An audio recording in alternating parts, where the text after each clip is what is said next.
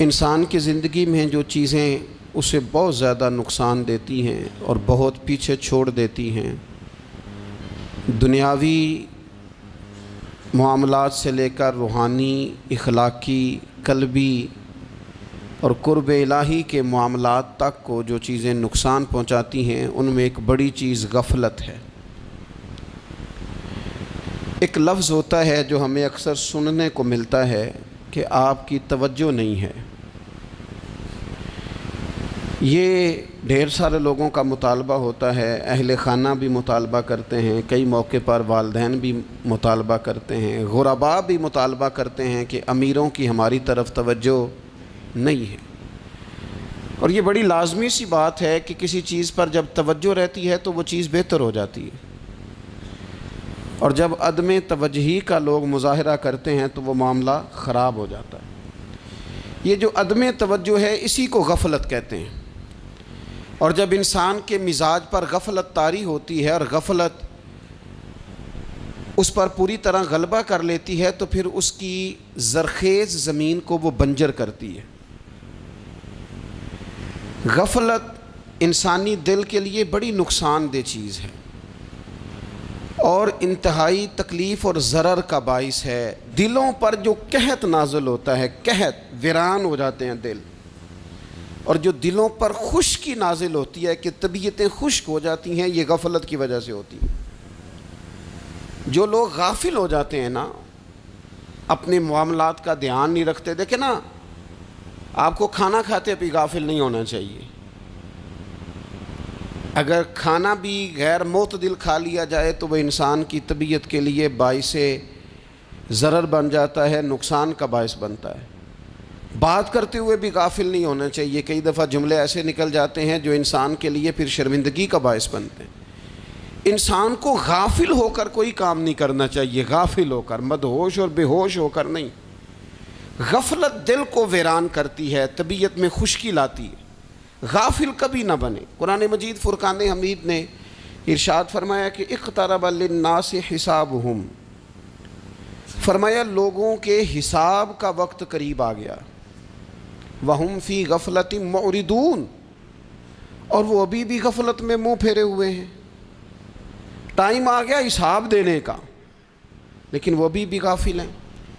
ہمارے جو زیادہ تر نقصان زندگی میں ہوئے ہیں وہ صرف ہماری غفلت کی وجہ سے ہوئے ہیں۔ ہم نے چیزوں پر توجہ نہیں دی، چیزیں گڑبڑ ہو گئیں۔ جس آدمی نے پھول لگائے ہوں، پھل لگائے ہوں، کھیتی لگائی ہو، وہ دانہ ڈال کے پانی دے کے فارغ نہیں ہو سکتا، اسے توجہ کرنی پڑتی ہے۔ اور کسی نے کہا تھا مالی جیندے ہون تو پھر بوٹے سوکدے نہیں، اگر موجود ہونا ان کو سینچنے والا، رکھوالی کرنے والا، تو پھر ان کی جڑیں کبھی خشک نہیں ہوا کرتی۔ ہماری جو غفلتیں ہیں یہ بڑی ضرر کا باعث ہیں، نقصان کا باعث، اور مجبوری معاف ہوتی ہے، غفلت معاف نہیں ہوتی۔ اسکول میں پڑھتے تھے، مدرسے میں پڑھتے تھے، تو ایک مجبوری ہو گئی جی، خدا نخواستہ گھر میں کوئی پریشانی ہو گئی تو اساتذہ اس پر سزا نہیں دیتے۔ کوئی خوشی کا موقع ہے گھر میں، فیملی میں کسی کی شادی ہے، اساتذہ اس پر سزا نہیں دیتے۔ لیکن اگر کبھی پتہ چلتا تھا نا کہ یہ گھر سے تو آیا تھا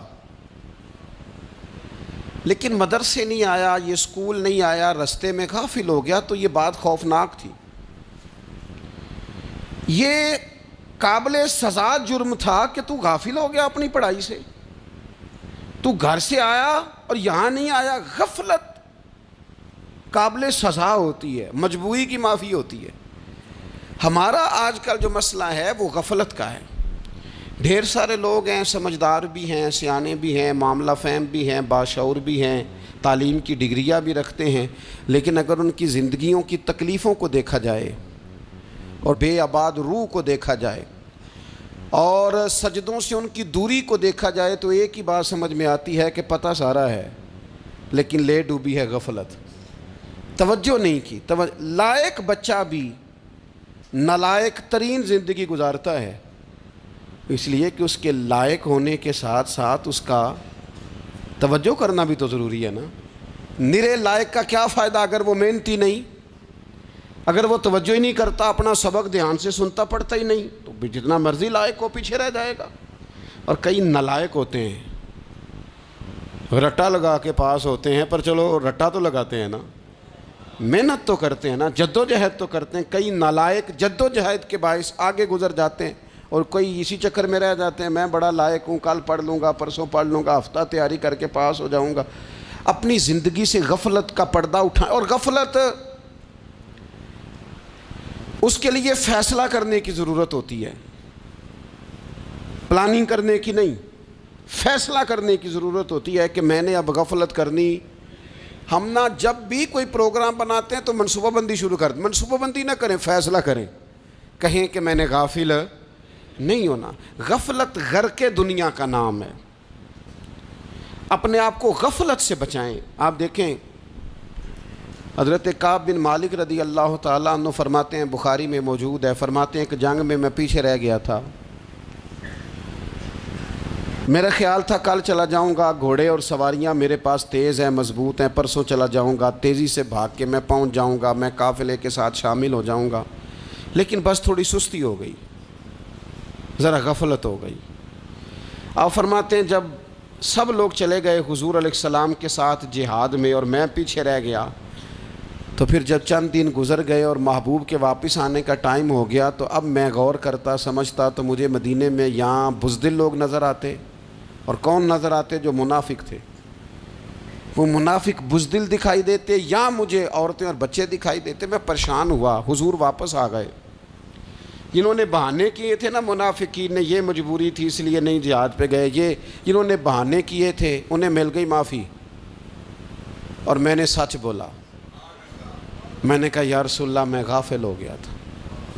اب کہتے ہیں میں نے جب کہا نا حضور سستی ہو گئی تھی، ذرا غفلت ہو گئی، تو بندہ محبوب سے ہی غافل ہو جائے، بندہ وہیں سے غافل ہو جائے۔ جو دم غافل سو دم کافر، سانو مرشد اے ہو پڑھایا۔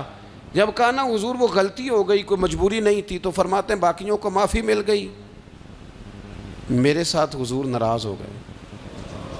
ایک دن نہیں، 2 دن نہیں، 50 دن حضور ناراض رہے۔ مدینے کی گلیوں نے مجھے پہچاننا چھوڑ دیا، در و دیوار سے مجھے یوں لگتا تھا کہ میں پردیسی ہوں۔ فرماتے ہیں میں مسجد میں آتا تھا، میں جب محبوب کو دیکھتا تو حضور رخ انور پھیر لیتے، اور مجھے پتا تھا جب میرا چہرہ ادھر ادھر ہوتا تو پھر کریم رحمت کی نظر فرماتے ہیں 50 دن مسلسل۔ پھر مجھے حکم ہوا کہ بیوی بھی بھیج دو، میکے بچے بھی بھیج دو، ننھال یعنی تنہا رہ جاؤ۔ فرماتے ہیں وہ میں نے قید تنہائی کاٹی، لیکن شکر اللہ کا یہ ہے کہ میں سچا تھا، بس ذرا بھول گیا تھا، بس ذرا غفلت ہو گئی تھی۔ تو فرماتے ہیں پھر اللہ تبارک و تعالیٰ نے میرے اوپر فضل یہ فرمایا کہ میری توبہ کا اعلان رب نے قرآن مجید میں فرمایا۔ تو غافل نہ بنے کبھی بھی۔ ہمارا نا مسئلہ یہ ہے، اور آپ نے ناراض نہیں ہونا، ڈھیر سارے لوگ غافل ہو جاتے ہیں، مالدار بھی غافل ہیں، صاحبان علم بھی الا ماشاء اللہ بہت ساری جگہوں پہ غافل ہیں۔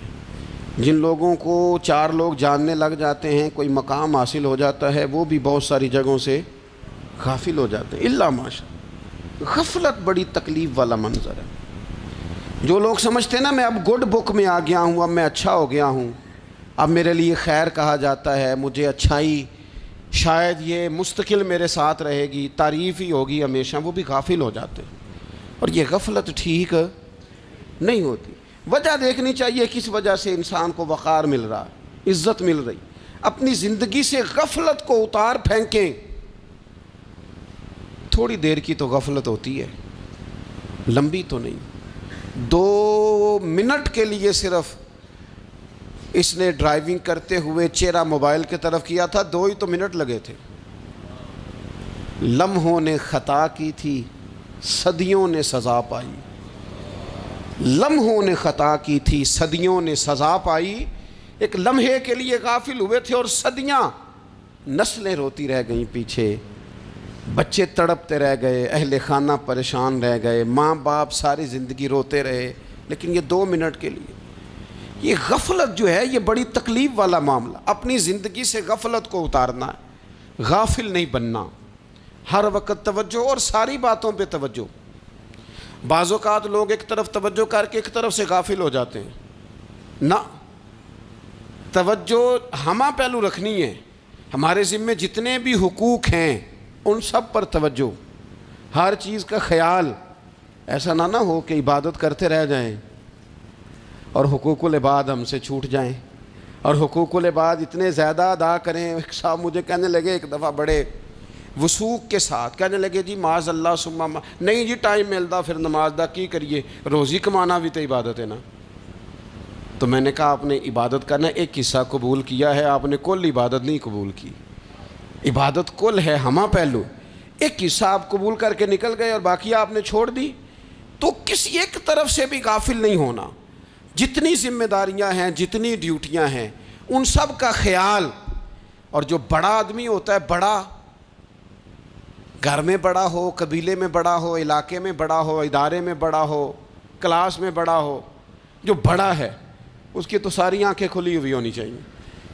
ایک ایک پر اس کی نظر ہونی چاہیے کہ میری کہاں ضرورت ہے، کہاں مجھے اشک شوئی کرنی ہے، کس کے ساتھ میں نے کس طرح محبت کا رویہ رکھنا ہے. غافل نہ بنے. اچھا جی اب کیسے پتہ چلے گا کہ ہم غافل ہیں؟ یہ کیسے پتہ چلے گا؟ آپ کسی بندے سے بھی پوچھ لیں حالات کیا ہیں تو کہتا ہے اللہ کا شکر ہے کبھی کسی کا دل نہیں دکھایا، اللہ کا شکر ہے جی زمانہ ہو گیا 5 نمازیں پڑھتا ہوں، اللہ کا شکر ہے جی. کیسے پتہ چلے گا غافل ہیں؟ پہلی علامت ہمارے علماء اور صوفیاء نے غافل بندے کی لکھی ہے. اس آئینے میں نے اور آپ نے اپنا آپ دیکھنا ہے. غافل بندے کی پہلی علامت یہ ہوتی ہے کہ وہ دنیاوی کاموں میں چست ہوتا ہے اور اللہ اور اس کے رسول کی فرما برداری میں سست ہوتا ہے.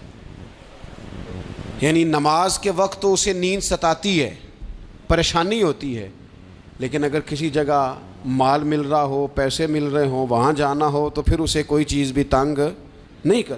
دنیاوی کاموں میں چست ہوگا، یعنی ٹی وی کے آگے، موبائل کے آگے وہ گھنٹوں بیٹھا ہوا ہے. اور اگر اسے 25 منٹ قرآن پاک سننا پڑ جائے، اگر اسے 20 منٹ دینی محفل میں بیٹھنا پڑ جائے، اگر اسے کہا جائے کہ تو 20 رکعت نماز نفل ادا کر، دنیاوی کاموں میں چست ہے، دینی کاموں میں، یہ غفلت کی پہلی علامت.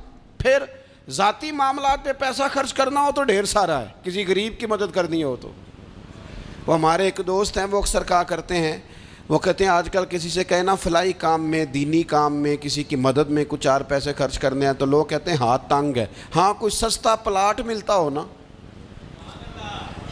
اور اگر یہ سمجھ آ جائے کہ وہ مجبور ہے بیچارہ بیچنے والا، تو پھر کہتے ہیں میں 2-3 دوستوں کو پھاڑ لے سن. ذاتی کاموں میں جب بندہ چست ہو اور دینی کاموں میں سست ہو تو مطلب یہ ہے کہ بندہ غافل ہے. پہلی علامت غفلت کی. اور غفلت کی دوسری نشانی یہ ہے کہ انسان گناہ کے کاموں کو معمولی سمجھنے لگ جاتا ہے. یہ غافل بندے کی نشانی ہے. گناہ کو معمولی سمجھتا ہے، چھوٹا سمجھتا ہے. آج کل لوگ کہتے نہیں میں کو اکیلا کر رہا ہوں، ساری دنیا ہی کرتی ہے.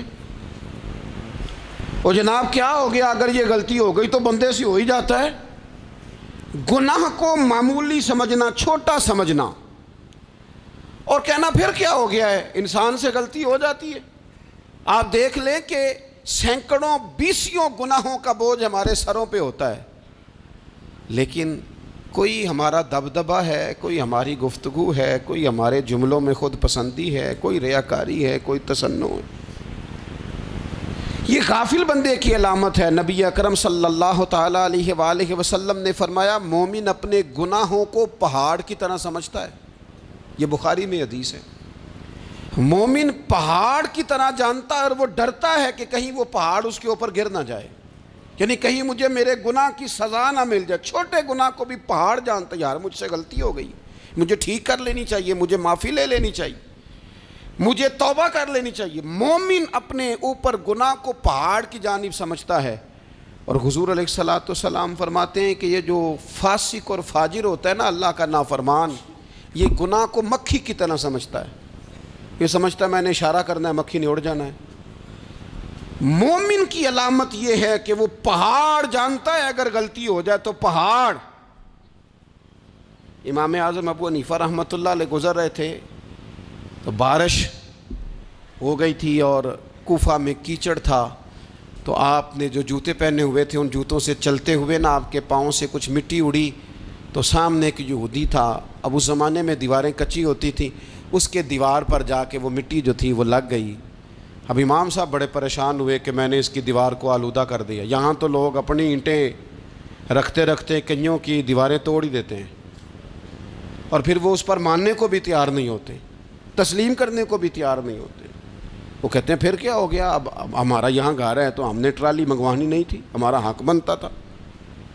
امام صاحب کے پیروں سے ذرا کیچڑ اڑا، یہودی کی دیوار پہ لگا، اس کی کچی دیوار تھی۔ امام صاحب پریشان ہو گئے، سوچنے لگے کہ اگر میں دیوار سے یہ کیچڑ اتارتا نہیں تو یہ بھی زیادتی ہے، میں نے اس کی دیوار کو گدلا کر دیا، اور اگر میں اتارتا ہوں تو کچھ مٹی اس کی دیوار کی بھی اتر جائے گی، کچی دیوار ہے، یہ بھی زیادتی ہے۔ مومن گناہ کو پہاڑ کی طرح سمجھتا ہے کہ کہیں گر نہ جائے، اس کی بھی کہیں سزا نہ مل جائے۔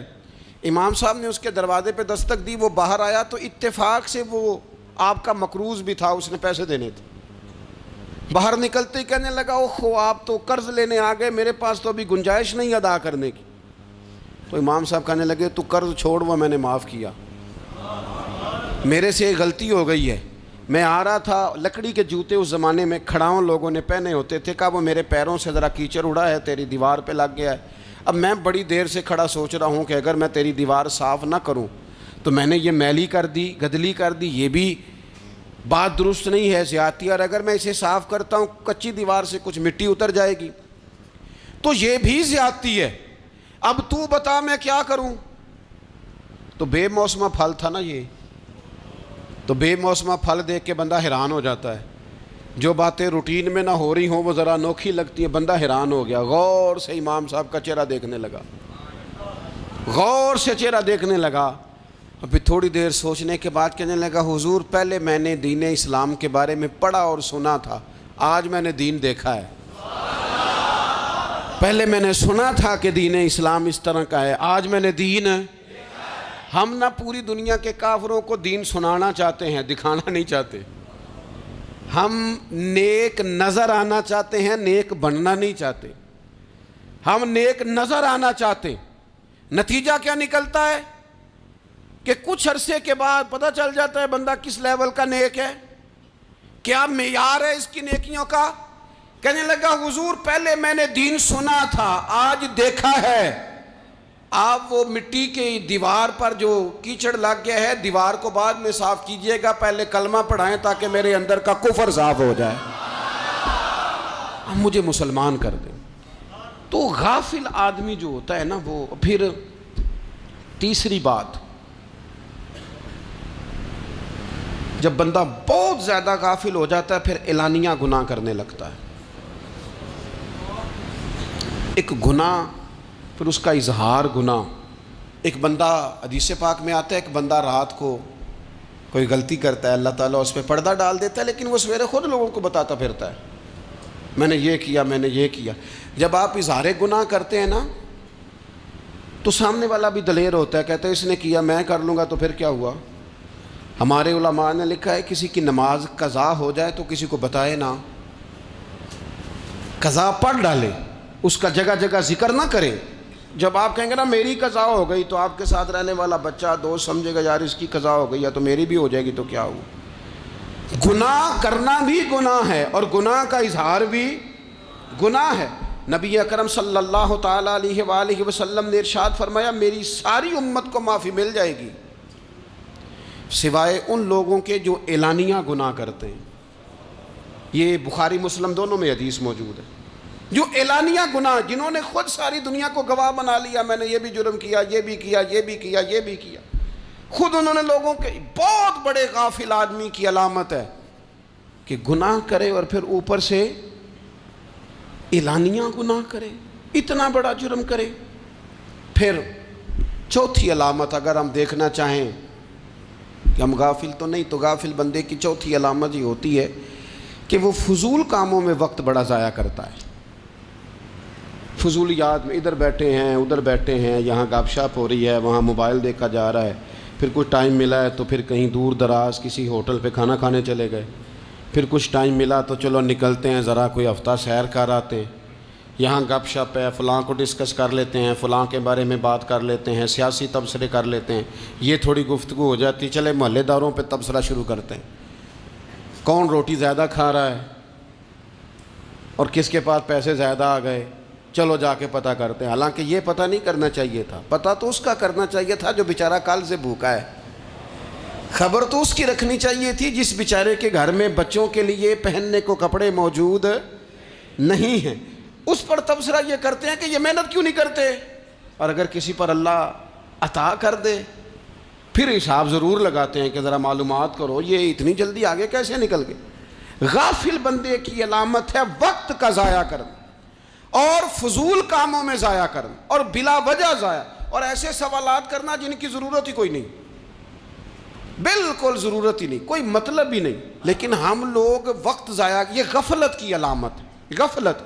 اللہ والوں کی علامت کیا تھی؟ ایک بات انہوں نے زندگی میں لے لی, سیکھ لی, پھر ساری زندگی اسی پہ گزار دی. ان کا ارادہ تھا نا کشکول سیدھا کیا. کچھ لوگ ساری زندگی لیکچر قبول لے کے سن کے پھر بھی سمجھنے کو تیار. یہ غافل دل کی علامت ہے. اس لیے نبی پاک صلی اللہ تعالیٰ علیہ وسلم نے فرمایا دو نعمتیں ایسی ہیں جن میں اکثر لوگ غفلت میں ہیں, ایک صحت اور دوسری فراغت. لوگ بلا وجہ وقت ضائع کرتے ہیں. اللہ نے صحت دی ہے, کسی خیر کے کام میں لگائیں. اگر آپ کے پاس فارغ وقت ہے تو قرآن پاک کو یاد کریں, ترجمہ اور تفسیر سے پڑھیں, محبوب پاک علیہ السلام کی احادیث کو یاد کریں, اللہ والوں کی باتیں سنیں. وقت ملے تو عبادات میں لگائیں, نوافل میں لگائیں, تلاوت میں لگائیں, ذکر اذکار میں لگائیں, اور پھر اللہ مزید توفیق عطا کرے تو کسی کے بھلے میں وقت لگائیں. گلی سے کوئی کانٹا اٹھائیں, کوئی روڑا اٹھائیں, کوئی کسی کی مدد کریں. لیکن یہ غافل ہونے کی علامت ہے کہ اپنے وقت کو ضائع کرنا. اور پھر اسی طرح غفلت کی پانچویں علامت یہ ہے کہ اگر بندے کو دنیا سے پورا پیار ہو جائے, یعنی شب قدر میں بھی آ کے کہتا ہے یا اللہ کبھی پیسے دے دینا, شب برات والے دن بھی کہتا ہے کہ مالک اگر کبھی کوئی ایسا سبب لگ جائے نا, یعنی بیت اللہ شریف کے سامنے کھڑے ہو کے بھی اگر اس نے مال ہی مانگنا ہے وہاں بھی اس نے یہی سوال کرنا ہے, حب دنیا اتنی غالب آ جائے. تو یہ غافل ہونے کی علامت. دنیا ضرورت ہے, مقصد نہیں ہے. دنیا کی حاجت ہے, مقصد نہیں ہے. یہ مقصود نہیں. اور جب لوگ فقط دنیا کے مال کو, دولت کو, نبی پاک علیہ السلام نے فرمایا وہ لعنتی ہے جو درہم اور دینار کا بندہ بن گیا ہے, پیسوں کا بندہ بن گیا ہے. مل جائے تو خوش ہوتا ہے, نہ ملے تو تکلیف میں آ جاتا ہے. یہ غافل بندے کی علامت. مومن تو وہ ہوتا ہے کہ دولت رزق حلال ضرور کماتا ہے تاکہ کسی کے آگے ہاتھ نہ پھیلانا پڑے, کوشش ضرور کرتا ہے, پر دنیا کو جیب میں جگہ دیتا ہے, دل میں نہیں دیتا. اس کی جگہ جہاں ہے اسے وہاں رکھتا ہے, اسے دل میں جگہ. دل تو ایک ہے, اس میں رب و رسول کو بسائیں گے یا کسی اور کو بسائیں گے. تو حب دنیا یہ غافل ہونے کی بہت بڑی علامت ہے. پھر اسی طرح جو بندہ رب کریم کو جانتا نہیں نا وہ بھی غافل ہو جاتا ہے. ایک تو جو یہ نہیں نہ جانتا کہ رب کریم سزا دے گا, وہ مجھے دیکھ رہا ہے, اسے نہ اونگ آتی ہے نہ نیند آتی ہے, جو اس کی معرفت نہیں رکھتا کہ میرا رب ہر وقت مجھے دیکھ رہا ہے, وہ بھی غافل ہو جاتا ہے. جسے پتہ ہونا کہ مجھے دیکھ رہا ہے وہ غافل نہیں ہوتا. اور جو یہ سمجھ لیتا ہے نا کہ شاید معاذ اللہ ثم اس یقین کو پکا نہیں کرتا, وہ غافل ہو جاتا ہے. اور ایک جو یہ نہیں نہ جانتا کہ رب مہربان کتنا ہے, وہ بھی غافل ہو جاتا ہے. مجھے بتائیے سب سے زیادہ تو بندہ اس کے دروازے پہ جاتا ہے نا جو سب سے زیادہ مہربانی کرنے والا ہو. اس دروازے سے بندہ اٹھتا ہی نہیں. تو جس کو یہ یقین ہو جائے نا سب سے زیادہ کرم فرمانے والی ذات اللہ رسول کی ہے, وہ کبھی رب رسول سے غافل نہیں ہوتا. وہ کبھی اللہ رسول کا دروازہ چھوڑ کے نہیں جاتا، وہ کبھی کسی اور جگہ جا کے پناہ تلاش نہیں کرتا۔ جسے پتہ چل جائے نا وہ کریم کتنا ہے، مہربان کتنا ہے۔ ملا رومی رحمت اللہ علیہ فرماتے ہیں بہت بڑا مجرم تھا ایک بندہ، بہت بڑا گناہگار تھا، بت کو پوجتا تھا، تھک گیا ساری رات بت کے سامنے کھڑا تھا، معاذ اللہ یا صنم یا صنم یا صنم کہتے، تھک گیا، نیند آ گئی، اونگ آ گئی۔ جب پوری طرح نیند آ گئی اور دماغ پہ نیند قبضہ کرنے لگی تو اس کے منہ سے نکل گیا، صنم صنم کہہ رہا تھا نا، نکل گیا یا صمد، او بے نیاز مالک۔ رب کریم نے فرشتوں سے فرمایا دوڑ کے جاؤ، جو کہتا ہے اسے دے دو۔ فرشتے کہنے لگے مالک وہ تو بت کو پکار رہا تھا، اس نے تو غلطی سے نام لیا ہے۔ فرمایا مجھے نہیں پتا، لیکن دیکھو نا اس نے مجھے پکارا تو ہے نا، کتنی دیر سے جھوٹے کو پکار رہا تھا، اس کا معاملہ حل نہیں ہوا، اب اگر سچے کو پکارنے پہ بھی حل نہ ہوا تو فرق کیا رہ جائے گا؟ دے دو جو مانگتا ہے، دے دو۔ میرے دوست گھر پتہ چل جائے وہ کریم کتنا ہے، وہ مہربان کتنا ہے۔ میرے رسول پاک علیہ الصلوۃ والسلام نے تو فرمایا تیری آنکھ سے اگر اس کے خوف سے اتنا آنسو بھی نکل گیا جتنا مچھر کا پر ہوتا ہے، تو جس طرح بھینس کے تھنوں سے نکلا ہوا دودھ واپس تھنوں میں نہیں نہ جاتا، جو اتنا بھی روئے نہ روئے اللہ کے خوف سے، وہ بندہ دوزخ میں نہیں جائے گا۔ تھوڑی دیر کے لیے ڈر جائے اپنے رب سے، آئے تو صحیح۔ عدم معرفت غفلت پیدا کرتی ہے، تو آ تو صحیح، وہ تو کریم ہی بڑا ہے، وہ تو مہربان ہی بڑا ہے۔ حضرت زنیرہ رضی اللہ تعالی عنہ حضور کی صحابیہ ہیں۔ ایام جو مکے کے تھے مسلمانوں پر بڑی آزمائش کے تھے، انہیں بڑا مارا کفار نے، اتنا مارا کہ ان کی بینائی چلی گئی، نظر آنا بند ہو گیا۔ کافروں کی عورتوں نے تانا دیا کہ تو نے ہمارے بت چھوڑے ہیں نا، تو دیکھنا تیری بینائی چلی گئی۔ تو جناب زنیرہ اللہ پہ بھروسہ، توکل، معرفت الہی کا جذبہ، اٹھ کے کھڑی ہو، کہنے لگی چپ کرو، تمہارے جھوٹے بت کیا کر سکتے ہیں، میرا رب چاہے تو صبح جب میں اٹھوں تو میری آنکھیں روشن ہو، اگر کریم کرم کر دے۔ لوگ کہتے ہیں واقعی ایسا ہوا، جب وہ سویرے اٹھیں تو اللہ نے ان کی روشنی واپس کر دی تھی۔ تجھے پتہ چل جانا وہ مہربان کتنا ہے۔ وہ ایک بزرگ تھے تو ان سے کسی نے کہہ دیا کہ اگر آپ کا حساب آپ کے ماں باپ کے ذمہ ہو جائے تو پھر کیسا، پوچھنے کے لیے قیامت میں اگر ماں باپ حساب لیں تو پھر کیسا۔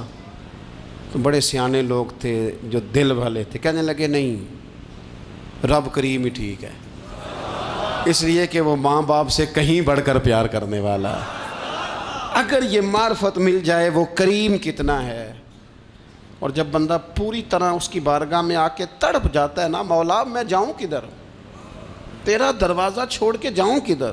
اقبال کہتے ہیں وہ ایک سجدہ جسے تو گراں سمجھتا ہے، 1000 سجدوں سے دیتا ہے آدمی کو نجات۔ تجھے جگہ جگہ جھکنا نہیں پڑے گا اگر تو صحیح معنوں میں اپنے رب کی بارگاہ میں جھک جائے۔ تو میرے عزیز کوشش کریں کہ اس کی معرفت، اس کا کرم، اس کی عطا اور اللہ تبارک و تعالیٰ کے حاضر و ناظر ہونے پر عین الیقین، حق الیقین حاصل کریں۔ اور پھر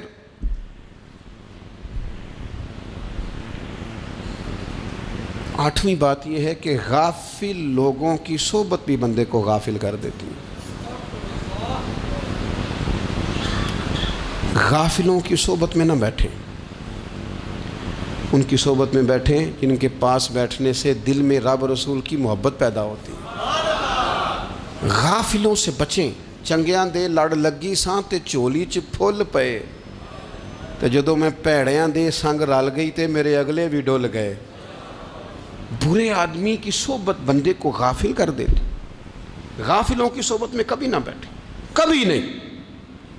غافل آدمی آپ کو غافل کر دے گا۔ میرے نبی پاک علیہ الصلوۃ والسلام نے فرمایا انسان اپنے دوست کے مذہب پر ہوتا ہے۔ یہ بہت بڑے لفظ ہیں۔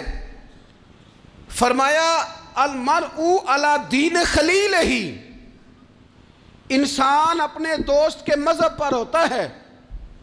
تو دیکھ تو نے دوست کس کو بنایا ہے، جو تیرے دوست کا مذہب ہوگا وہی تیرا ہو جائے گا۔ ہم نے دوست بنایا نا غوث پاک جیلانی کو،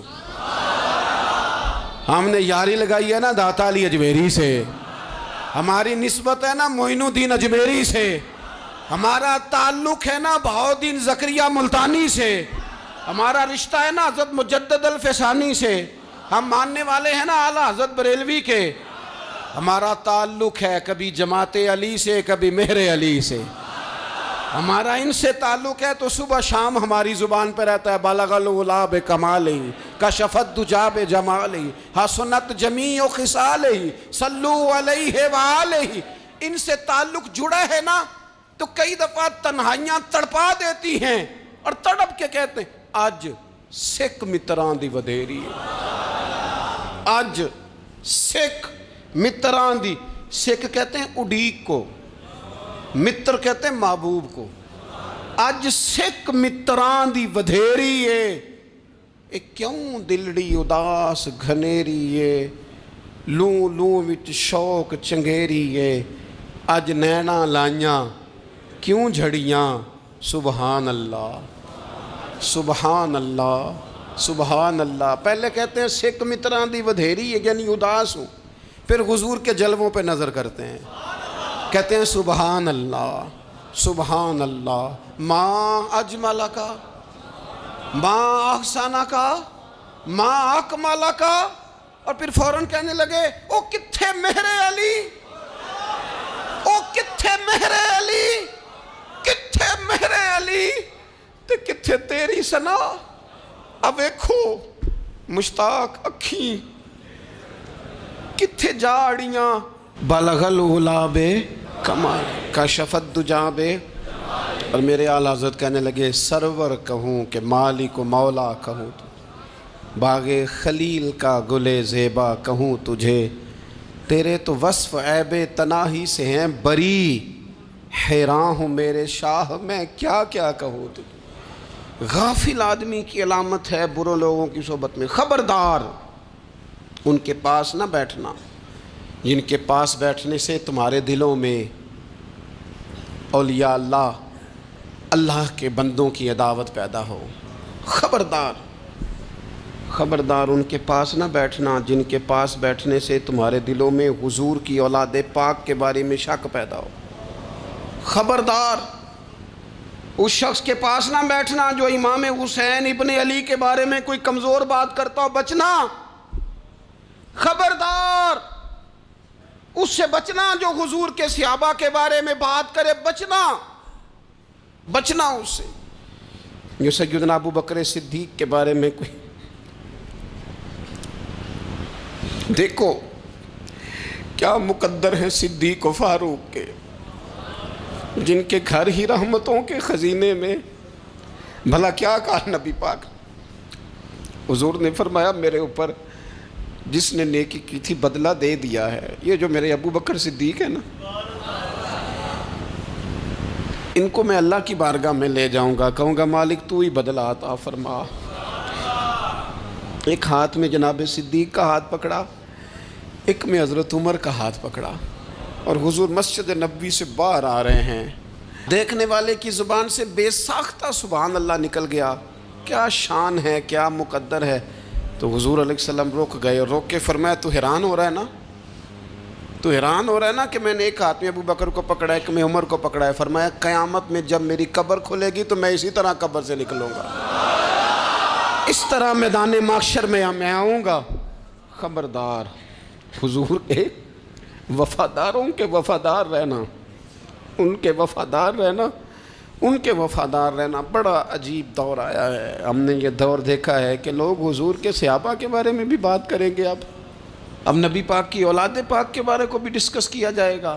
اپنا منہ تو دیکھ، اپنی حیثیت دیکھ، اور پھر وہ بندے دیکھ جن کو اللہ نے چن کے اپنے محبوب کی غلامی کے لیے حضور کے قریب بٹھایا ہے۔ تو بچنا ایسے لوگوں سے، پرہیز کرنا، خبردار عقیدہ ستھرا رکھنا، عقیدہ ستھرا رکھنا، صاف رہنا، پاکیزہ رہنا، غافلوں کی صحبت سے بچنا۔ بڑا ڈرتے ہیں اللہ سے، دعائیں مانگتے ہیں یا اللہ نسلوں میں بھی وہی بندے پیدا فرما جو عقیدے پکے رکھنے والے ہیں، وہ بندے پیدا فرما ہماری نسلوں میں۔ ایک وہ بندہ بھی غافل ہو جاتا ہے جو امیدیں لمبی لگا لیتا ہے، جن کے منصوبوں میں دولت بھی ہوتی ہے، گھر بھی ہوتا ہے، اولاد کا بڑا ہونا بھی ہوتا ہے، پوتے پوتیاں نواسے نواسیاں دیکھنا بھی ہوتا ہے، یہاں بھی گھر وہاں بھی گھر، یہ سیر، یہ سارا کچھ ہوتا ہے، لیکن رب کی بارگاہ میں پیش ہونا جن کے پیش نظر نہیں ہوتا۔ لمبی امیدیں۔ حضرت مولا علی شیر خدا فرمایا کرتے تھے، میں تم پر دو باتوں کا خوف کھاتا ہوں، جو ڈر آتا ہے، ایک یہ کہ تم خواہش کی پیروی کرو گے، جو نفس کی خواہش ہوگی اس کے پیچھے لگ جاؤ گے، اور ایک کہ تم لمبی لمبی امیدیں باندھو گے، اتنے سال جینا ہے، اتنے 100 سال جینا، یہ کرنا ہے وہ کرنا ہے۔ منصوبہ بندی کریں مستقبل کے لیے، وہ بری نہیں، لیکن تیاری رکھیں، تیاری رکھیں، اس بات کا بھی خیال رکھیں کہ اللہ کی بارگاہ میں حاضر ہونا۔ یہ غفلت کی چیزیں ہیں جو بندے کو غافل کر دیتی ہیں۔ جو لوگ اللہ کا ذکر نہیں کرتے وہ بھی غافل ہو جاتے ہیں، اور جو فضول باتیں زیادہ کرتے ہیں نا، ہنستے زیادہ ہیں۔ فَلْيَضْحَكُوا قَلِيلًا وَلْيَبْكُوا كَثِيرًا، قرآن کہتا ہے زیادہ رویا کرو، کم ہنسا کرو۔ نبی پاک علیہ الصلوۃ والسلام سے پوچھا تھا حضرت عقبہ بن عامر نے کہ یا رسول اللہ نجات کس چیز میں ہے؟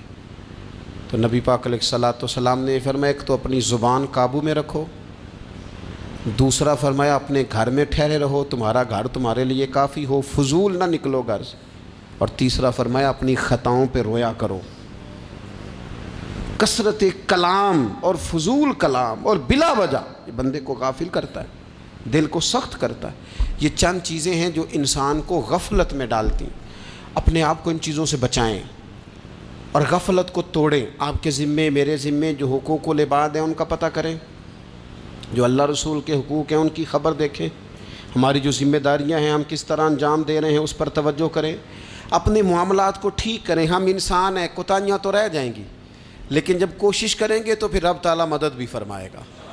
ایک بات اور کرنی ہے، ایک تو میں نے عرض کیا غفلت کو توڑنا، ایک دوسری بات قرآن مجید کا ایک سبق اور، جب غفلت توڑنی ہے تو پھر لازمی طور پر ایک کام کرنا پڑے گا۔ میں نے یہ عرض کیا تھا کہ پلاننگ نہیں کرنی، فیصلہ کرنا ہے۔ تو فیصلہ کرنا ہے تو کرنا کیا ہے؟ پھر قرآن حکیم نے سورہ بقرہ میں کہا فاستبقوا الخیرات، یعنی تم نیکیوں کی طرف دوڑو، جلدی جلدی نیکیاں کرو، فٹافٹ، دیر نہ کرو۔ فٹافٹ سے مراد یہ نہیں کہ نیکی جلدی جلدی کر جاؤ، یعنی ٹال مٹول نہ کرو خیر کے کام میں، کل کریں گے، پرسوں کریں گے، عمرہ کر رہے ہیں پھر نیکی ہیں، حج کر رہے ہیں پھر نیکی ہیں، بچے بیال ہوں پھر میں نیک ہوں، یہ تھوڑا سا یہ کام ٹال مٹ، فاستبقوا الخیرات، نیکیوں کی طرف دوڑو، جلدی کرو، بھاگو۔ نبی پاک صلی اللہ تعالیٰ علیہ وسلم نے فرمایا 5 چیزوں سے پہلے غنیمت جانو۔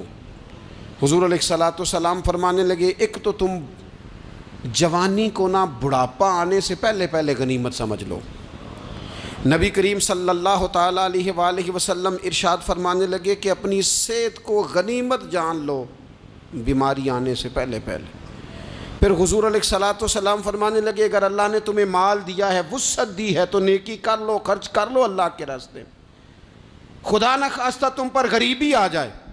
اور پھر حضور سید عالم صلی اللہ تعالیٰ علیہ وسلم فرمانے لگے اگر تمہیں اللہ نے کچھ فراغت دی ہے، بہت زیادہ مصروف نہیں ہو، تو غنیمت جان لو، جلدی سے نیکی کر لو قبل اس کے کہ تم مشغول ہو جاؤ۔ اور 5ویں بات حضور نے بیان کی، فرمایا زندگی کو غنیمت جانو، موت آنے سے پہلے پہلے جلدی سے نیکی کر لو۔ نیکی کے لیے ساری زندگی منصوبہ بندی نہ کرتے رہو، نیکی کے لیے دیکھو نا، ہماری زندگی میں یہاں دنیا میں رہ کے چند منٹوں میں وہ نیکی کی جا سکتی ہے جو قیامت کے بعد صدیوں کا ہمارا فائدہ کرے گی، صدیوں کا فائدہ کرے۔ کرتے نہیں، پلاننگ کر رہے ہیں، منصوبہ بندی کر رہے ہیں، بس تیاری کر رہے ہیں، بس حضرت آپ دعا کر دیں، اللہ تعالیٰ دعائیں بھی قبول فرمانے والا ہے، لیکن جو نیکی نصیب ہوتی ہے اسے جلدی سے کر گزریں، اسے فٹافٹ کریں۔ میں ایک گاؤں میں گیا، اب تو خیر وہ دور نہیں رہا، یہ 10-15 سال 20 سال پہلے نا جو نوجوانوں کی مصروفیات ہوتی تھیں ان میں سے ایک مصروفیت یہ ہوتی تھی کہ گندم لے کے چکی پہ جانا ہے، آٹا پسوا کے لانا ہے۔ یہ ایک بڑی، چونکہ سبھی گھروں کے اندر سال کے لیے گندم سٹاک کر لی جاتی تھی، تو گندم لے کے جانا یہ ایک ڈیوٹی ہوتی تھی۔ ایک نوجوان ایک گاؤں میں، اس کی مجھے تعریف سننے کو ملی، تو ایک بوڑھی اماں کہنے لگی یہ تو بڑا نصیباں والا ہے، سارے دا آٹا پیا لے ہوندا ہے۔ اور آتے جاتے پوچھ لیتا ہے کہ اماں کوئی کہنے لگی میرے بچے باہر ہوتے ہیں، یہ مجھے دوائی بھی لا دیتا ہے شوگر کی، میں مریضہ ہوں۔ یعنی خیر جتنی ہو سکے، جتنی۔ میرے ایک سنگی ہیں تو سڑک پہ کوئی بندہ کھڑا ہوتا ہے نا، اللہ تعالیٰ انہیں سلامت رکھے، بندہ کھڑا ہوتا ہے تو کہتے ہیں میں اس سے پوچھ لیتا ہوں بابا جی کدھر جانا ہے، فلانی جگہ جانا ہے، تو کہتے ہیں میں موٹر سائیکل پہ بٹھا لیتا ہوں۔ بندہ دیکھ کے مجھے سمجھ آ جاتی ہے ضرورت مند ہے، کوئی چور نہیں، کوئی ڈاکو نہیں، ضرورت مند ہے۔ میں اسے منزل تک نیکی جتنی میسر آئے، جس حد تک میسر آئے۔ کیا کہا ہمارے نبی پاک علیہ السلام نے؟ حضور نے ہم سے فرمایا کچھ نہ ہو سکے تو بات ہی مسکرا کے کر لینا، اس پر ہی اللہ صدقے کا ثواب عطا کر دے۔ فاستبقوا الخیرات، جلدی سے نیکی کر لو، اپنے نامہ اعمال میں روز نیکیاں جمع کرو، کوئی نہ کوئی خیر کا کام روز کرو اور جلدی سے کرو۔ صحیح مسلم میں حدیث ہے، نبی پاک صلی اللہ تعالیٰ علیہ وسلم فرمانے لگے جلدی جلدی نیکی کے کام کر لو ان فتنوں سے پہلے جو اندھیری رات کے حصوں کی طرح فتنے ہوں گے۔ فرمایا اس وقت حال یہ ہوگا کہ آدمی صبح مومن ہوگا، شام کو کافر ہو جائے گا، شام کو مومن ہوگا تو صبح کافر ہو جائے گا۔ اور فرمایا لوگ دنیا کے بدلے اپنا دین تک بیچ ڈالیں گے۔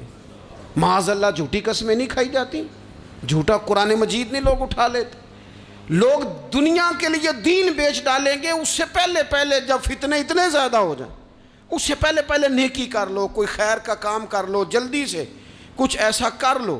حضرت عقبہ بن حارث رضی اللہ تعالیٰ عنہ فرماتے ہیں یہ دیکھیں ہمارے نبی پاک علیہ السلام کی سیرت کیا ہے، حضور کا اسوہ کیا ہے، نبی پاک علیہ السلام ہماری تربیت کس طرح کرتے ہیں۔ حضرت عقبہ بن حارث رضی اللہ تعالیٰ عنہ کہتے ہیں ہم نے نبی پاک علیہ السلام کے ساتھ عصر کی نماز پڑھی، یہ صحیح بخاری میں موجود ہے۔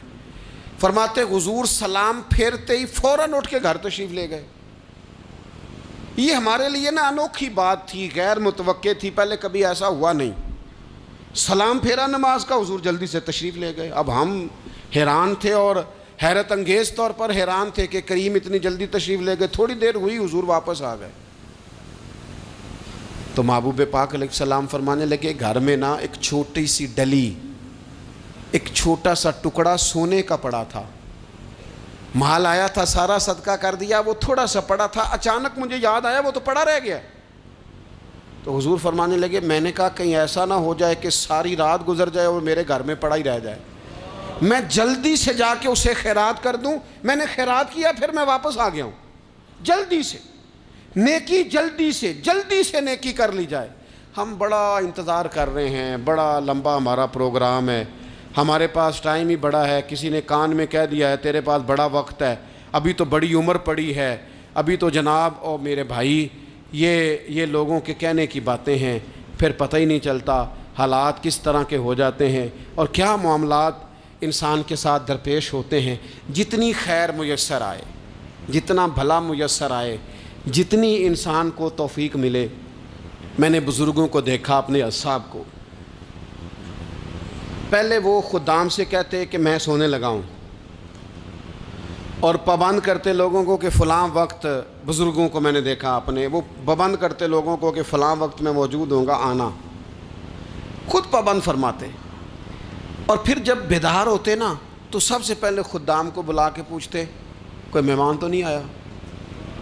اور جناب آپ نے خود ہی تو پابند فرمایا فلاں دن آنا۔ کہنے لگے چل یار اگر کوئی آیا تو مجھے ملا لو، میری ملاقات کرا لو۔ کیوں؟ اس لیے کہ دور سے آیا ہے، مجھ سے ملنے آیا ہے، کوئی خیر کی بات سیکھنے آیا، چلو میرے نامہ اعمال میں کوئی نیکی جائے گی، کچھ نہ کچھ خیر جمع کر لی جائے، کچھ نہ کچھ ڈیوٹی کر لی جائے، کچھ کام کریں اور جلدی سے کریں۔ حضرت جابر ابن عبداللہ انصاری رضی اللہ تعالیٰ عنہ بیان کرتے ہیں، یہ بھی بخاری میں موجود ہے، کہتے ہیں ایک صحابی نبی پاک علیہ السلام کی بارگاہ میں حاضر ہوئے غزوہ احد کے موقع پر، اور حال ان کا یہ تھا کہ وہ کھجور کھا رہے تھے اور کھجور انہوں نے منہ میں رکھی ہوئی تھی۔ حضور کی بارگاہ میں حاضر ہوئے اور عرض کرنے لگے یا رسول اللہ صلی اللہ تعالیٰ علیہ وسلم اگر میں شہید کر دیا جاؤں تو کہاں جاؤں گا؟ حضور فرمانے لگے جنت میں۔ تو کہتے ہیں انہوں نے جو کھجور منہ کے اندر تھی وہ انہوں نے نگلی نہیں، اندر نہیں لے گئے، اس کو باہر نکالا اور دوڑ کے آگے بڑھے اور جنگ کرنی شروع کر دی۔ اور لڑتے لڑتے شہید ہو گئے۔ کیا سبق دیا انہوں نے؟ سبق یہ دیا کہ نیکی کرنے میں اتنی دیر بھی نہیں کرنی جتنی کھجور کھانے میں دیر لگتی ہے۔ جلدی سے نیکی کرنی ہے، فٹافٹ نیکی کرنی، اس کے اندر ٹال مٹول نہیں کرنا۔ اسی وقت انہوں نے کھجور باہر نکال دی، دوڑ کے انہوں نے حضرت انس بن نضر رضی اللہ تعالیٰ عنہ، حضرت انس بن مالک رضی اللہ تعالیٰ عنہ کے چچا ہیں، میدان احد میں نا، احد پہاڑ کے قریب کھڑے تھے، لوگوں سے کہہ رہے تھے جلدی جلدی ادھر آؤ، وہ جنت جو انسان کو انتقال کے بعد نصیب ہوگی اور قیامت کے بعد نصیب ہوگی، فرماتے تھے مجھے تو ابھی احد پہاڑ کے اندر سے جنت کی خوشبو آ بھی رہی ہے، لہذا جلدی سے آؤ، ادھر دوڑو، جہاد کرو، آؤ کفار سے لڑیں۔ تو نیکی میں دیر نہیں کرنی، جو نیکی میسر آتی ہے، جس کو میسر، ماں باپ میسر ہیں تو خدمت کر لیں، اہل خانہ ہیں تو حسن سلوک کر لیں، اللہ نے اولاد دی ہے تو اچھی تربیت کر لیں، دوست ہیں تو خیر خواہی کر لیں، اگر آپ کو اللہ رمضان عطا کرتا ہے تو زیادہ سے زیادہ اس کی عبادت کر لیں، اگر نظر ٹھیک ہے تو تلاوت زیادہ سے زیادہ کر لیں، زبان چلتی ہے تو رج رج کے مدینے والے محبوب پہ درود و سلام پڑھ لیں، اللہ تعالیٰ کا ذکر کر لیں، جلدی سے خیر جمع کریں، اپنے وقت کو ضائع نہ کریں۔ یہ آج کا سبق ہے کہ ایک تو ہم نے فیصلہ کرنا ہے کہ بس غفلت نہیں، اب غفلت، اب انشاءاللہ اللہ اللہ کرنی ہے، اب کوئی خیر کا کام کرنا ہے۔ میرے حضرت کا ایک جملہ کبھی نہیں بھولنا، فرمایا کرتے تھے زمین کے اوپر کام، نیچے جا کے آرام، یہ چھوڑ دیں اتنے گھنٹے سونا ہے تو یہ کرنا ہے تو میری نیند میں دخل کوئی نہ ڈالے، پھر سوتے ہی رہ جائیں گے، سوتے ہی رہ جائیں گے۔ زمین کے اوپر کام اور نیچے جا کے جاگنا ہے، جاگ لے افلاک کے سائے تلے، پھر حشر تک سوتا رہے گا خاک کے سائے تلے۔